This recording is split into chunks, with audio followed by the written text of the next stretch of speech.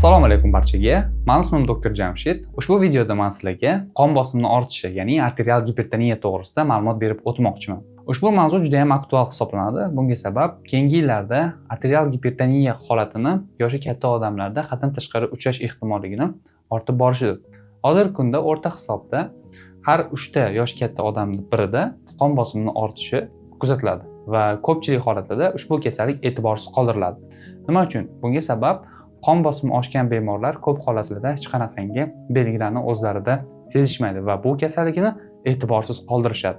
Lekin aynan mana shu qon bosimining oshishi turli xil hayot uchun xavfli bo'lgan holatlarga olib keladi. Misol uchun, insult, ya'ni bosh miyaga qon quyilishi yoki qonni yetishmasligi. Infarkt, bu yurakka kislorodni yetishmasligi natijasida yurak hujayralarining nobud bo'lishi. Buyraklar yetishmovchiligi, ko'z xiralashishi kabi holatlarga sabab bo'lishi mumkin. Aynan shuning uchun qon bosimi nima, u qanaqangi faktorlar tufayli oshadi, uni kontrol qilish uchun qanaqangi ishlarni o'zimiz amalga oshirsak bo'ladi degan savollarga javob berib o'taman. Xo'p, qon bosimi nima? Qon bosimi bu qonning tomirlar devoriga beradigan kuchi natijasida kelib chiqadigan ko'rsatkich. Har xil odamda qon bosimi turlicha bo'ladi, lekin vrachlar обществоsi tomonidan ma'lum bir ko'rsatkichlar qabul qilingan va aynan mana shu ko'rsatkichlar doirasida qon bosimini bo'lishi ikkinchilamchi organlarni hayot faoliyatini saqlab qolish uchun, ularni funksiyasi normal bo'lishi uchun muhim ahamiyatga ega. Ushbu ko'rsatkich 120 ga 80 ni tashkil qiladi yoki undan pastroq bo'lishi kerak. Nima degani 120 ga 80? Bunda biz ikkita sonni qayd etib o'tdik. Bu holat yurakning ishlash fazasiga bog'liq bo'lib, bizda yurak ma'lum bir holatda qisqaradi, keyinchalik u dam oladi, keyin yana qisqaradi. Mana shu ikkala holat qisqargan paytda sistola, bo'shashgan paytda esa diastola deb aytiladi. Yurak qisqargan paytda o'zini bo'shlig'idan ma'lum bir qon hajmini qon tomirlariga chiqaradi va qon bosimini ortishiga olib keladi. Aynan mana shu qon bosimi pikka chiqqan paytda o'lchanadigan ko'rsatkich sistolik qon bosimi deb aytiladi. Ikkinchi holat bu yurak bo'shashgan paytda qon tomiriga ortiqcha qon kirib kelmaydi va bu paytda qon bosimi birmuncha pastroq bo'ladi va bunga biz diastolik qon bosimi deb aytamiz. Bundan kelib chiqadiki, 120 ga 80 deganimizda yuqorgi ko'rsatkich bu sistolik qon bosimi ko'rsatkichi, 80 esa diastolik qon bosimi ko'rsatkichi hisoblanadi. Ba'zi bir odamlarda 110 ga 70 yoki 100 ga 70 kabi holatda ham kuzatilishi mumkin. Agar bunaqangi odamlarda hech qanaqangi ikkilamchi belgilar kuzatilmayotgan bo'lsa, ular uchun bu holat norma sifatida qabul qilinishi mumkin. Shu holatni aksi bo'ladigan bo'lsa, 150 ga 90 yoki 160 ga 100 holatda ham inson o'zini yaxshi his qiladigan bo'lsa, bu holatga befarq qarab bo'lmaydi. Bunga sabab yuqori qon bosimi foni ta'sirida qon tomirlarida ikkilamchi o'zgarishlar sodir bo'ladi va qon tomirlari mana shu yuqori bosimga moslashish uchun o'zini devorini qalinlashtiradi va bu esa organlarga kamroq qon borishiga sabab bo'ladi. Yoki nozik bo'lgan to'qima va organlar yuqori qon bosimi fonida shikastlanishi mumkin. Shundan kelib chiqib, qon bosimi ma'lum bir klinik belgilarni o'zida keltirib chiqaradi. Ko'pchilik holatlarda qon bosimi ilk davrlarda hech qanaqangi klinik belgilarsiz kechadi. Vaqt o'tishi bilan u ikkilamchi organlarni, ya'ni nishon a'zolar deb aytamiz, nishon a'zolarni shikastlashi mumkin. Misol uchun, bosh miyani, yurakni, buyrakni, ko'zni. Shunga monand ravishda yurak funksiyasida buzilishlar, miya faoliyatida buzilishlar, ko'rishda xiralashish yoki buyraklar funksiyasini buzilish kabi holatlar kelib chiqadi. Biz siz bilan qon bosimi o'zi nimaligi va u qanaqangi asoratlarga olib kelish to'g'risida hamda uni ma'lum bir klinik belgilar to'g'risida gaplashdik. Yana shuni ta'kidlab o'tish kerakki, yuqori qon bosimi ostida bosh og'rig'i kuzatilishi va quloqlarda shovqin bo'lish holati ham eng keng tarqalgan holatlardan hisoblanadi. Bordi-yu sizda shunaqangi holatlar kuzatilayotgan bo'lsa, qon bosimi yuqoriligini albatta istisno qilish kerak. Ya'ni qon bosimini o'lchash orqali agar qon bosimi yuqori bo'lsa, uni normal holatga keltirishga intilish kerak. Qon bosimini oshishiga bir qancha faktorlar sabab bo'ladi. Ularni ikkita asosiy guruhga bo'lish mumkin. Birinchisi o'zgartirsa bo'ladigan, ikkinchisi o'zgartirsa bo'lmaydigan. O'zgartirsa bo'lmaydigan faktorlar bu bizning ta'sir doiramizga bog'liq emas. Bulardan eng muhimi irsiy omil hisoblanadi.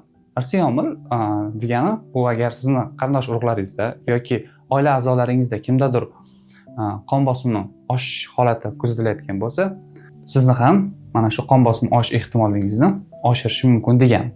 Yoshni ortib borishi yoki ma'lum bir jinsga xoslik ham qon bosimini oshishiga olib kelishi mumkin. Lekin bu faktorlarni biz o'zimiz o'zgartira olmaganligimiz sababli ko'proq fokusni o'zgartirishimiz mumkin bo'lgan faktorlarga qaratishimiz kerak. O'zgartirishimiz mumkin bo'lgan faktorlar bir qancha guruhlarga bo'linadi.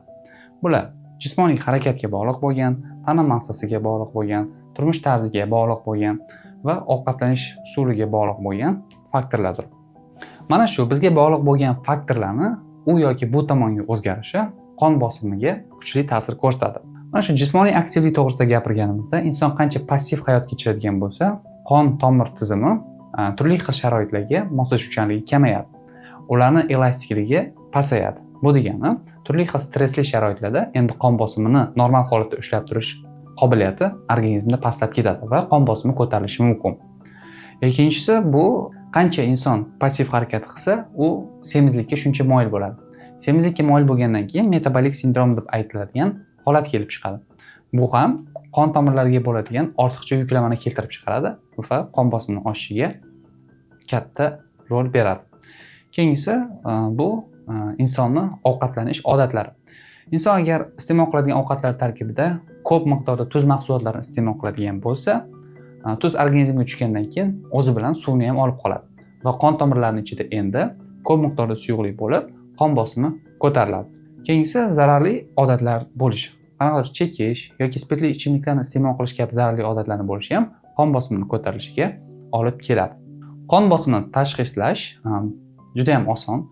Buning uchun biz qon bosimini o'lchashga moslashgan sfigmomanometr deb aytiladigan maxsus uskunadan foydalanamiz. U qon bosimini o'lchaydi. Bordi-yu to'g'ri sharoitlar amalga oshiriladigan bo'lsa va shu holatdagina qon bosimi 142-90 mm sinov ustunidan yuqori bo'ladigan bo'lsa, bunda biz arterial gipertoniya tashxisini qo'yishimiz mumkin bo'ladi. Bu holatni uy sharoitida ham, shifoxonada ham amalga oshirish mumkin. Bordi-yu sizda qon bosimini oshishi aniq tasdiqlanmaydigan bo'lsa, bunda maxsus markazlarda qon bosimini sutka davomida nazorat qilish imkoniyatlari mavjud va sizni bir sutka davomida qon bosimingizni qanaqa miqdorda o'zgarishini nazorat qilib boriladi.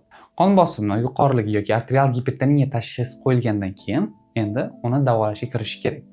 Sababi agar biz davolamaydigan bo'lsak, boyagi siz bilan sanab o'tgan holatlarimiz kelib chiqishi mumkin va bu holatlarning ko'pi ortga qaytmas holatlar hisoblanadi.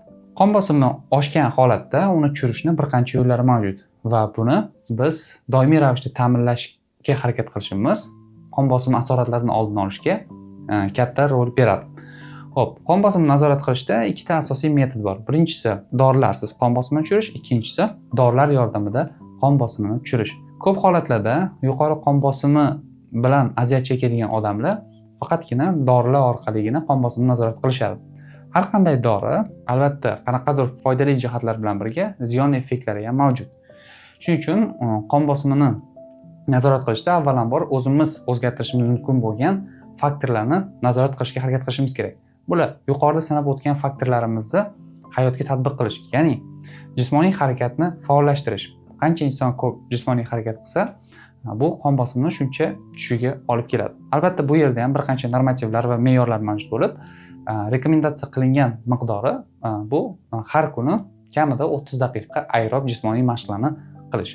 Jismoniy mashq qilganda tananing barcha qismidagi muskullarni bir hafta davomida ma'lum bir miqdordagi yuklamaga yo'naltirishi ham nazarda tutish kerak. Ya'ni, misol uchun, qo'l mushaklari, oyoq mushaklari, ko'krak mushaklari, qorin mushaklarini barchasi bir hafta davomida hech bo'lmaganda bir marotaba bo'lsa ham aktivlikka uchrashi kerak.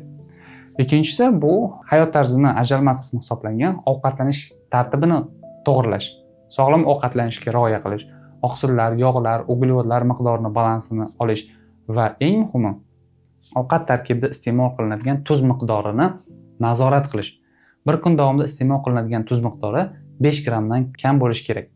Bu holatni ta'minlash uchun iloji boricha ko'chada ovqatlanishni kamaytirish kerak. Uyda tayyorlanadigan ovqatlarni iste'mol qilishga o'tish va tayyor ovqatga qo'shimcha tuz qo'shmasdan iste'mol qilish suzgilik chegarasida ushlab turishga imkon beradi.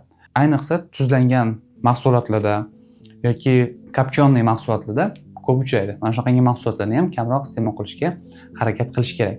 Keyingisi bu zararli odatlardan qutulish. Ya'ni spirtli ichimliklarni iste'mol qilish, alkogolni iste'mol qilishni bosqichma-bosqich kamaytirib borib, keyinchalik uni iste'molini batamom to'xtatish. Va yana muhim bo'lgan faktorlardan biri bu semizlik. Inson organizmida ortiqcha vaznni bo'lishi, boya aytganimizdek, qon bosimini ko'tarishiga sabab bo'ladi. Asta-sekinlik bilan jismoniy harakatni qo'shish, to'g'ri ovqatlanishga rioya qilish albatta tana vazniga ham ijobiy ta'sir ko'rsatadi va bu keyinchalik qon bosimi tushishiga sabab bo'lishi mumkin. Mana shu faktorlarni hisobga olib, ularni hayotingizga tatbiq qilsangiz, albatta siz qon bosimini nazorat qilishga erishishingiz mumkin bo'ladi.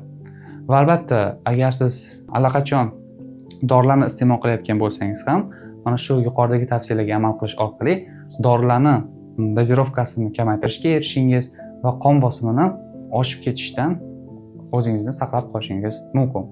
Umid qilamanki, ushbu videoda siz bilan ulashilgan ma'lumotlar sizga foydali bo'ladi.